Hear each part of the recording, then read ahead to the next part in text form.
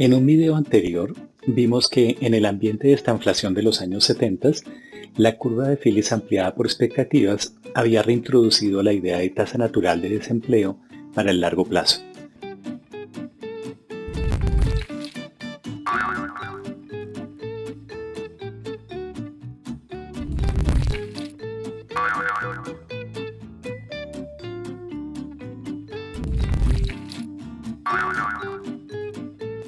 Durante los años 80, los keynesianos estuvieron a la defensiva porque muchos de ellos aceptaron la curva de Phillips vertical. Pero varios de los economistas keynesianos empezaron el contraataque. Resucitaron un concepto que había desarrollado hacía tiempo un economista que se llamaba Ava Lerner. En este argumento se empieza por aceptar el modelo de Friedman y Phelps. Hay una curva de Phillips de corto plazo que depende del desempleo y de las expectativas de inflación. Y esas expectativas son adaptativas, es decir, son un promedio ponderado de observaciones pasadas. También se acepta la curva de Phillips vertical de largo plazo.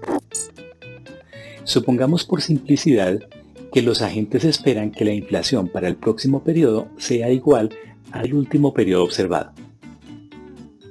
Reorganizando la ecuación, la variación de la inflación depende de manera inversa de la tasa de desempleo.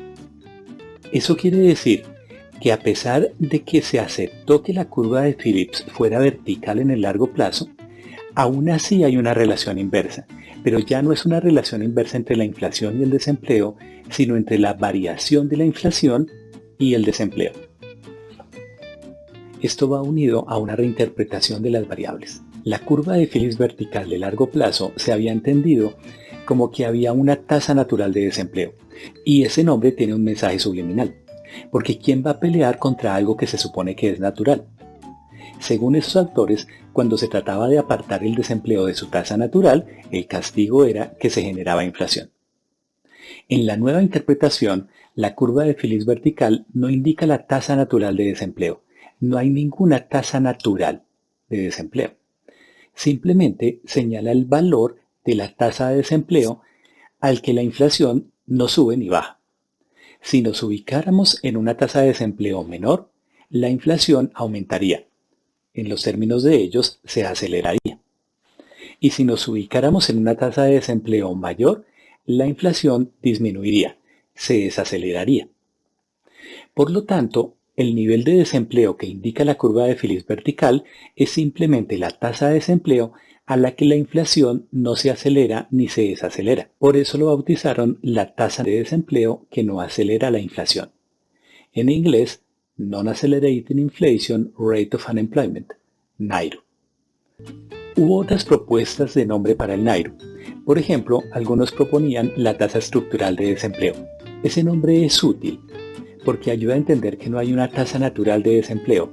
Simplemente hay una tasa que, dada la estructura de la economía, no acelera ni desacelera la inflación. Para entender a qué se refiere con la estructura de la economía, podemos entender que si nosotros tuviéramos mayor competencia entre las empresas y un menor papel para los oligopolios, el NAIRU bajaría. El desempleo que no aceleraría la inflación sería menor.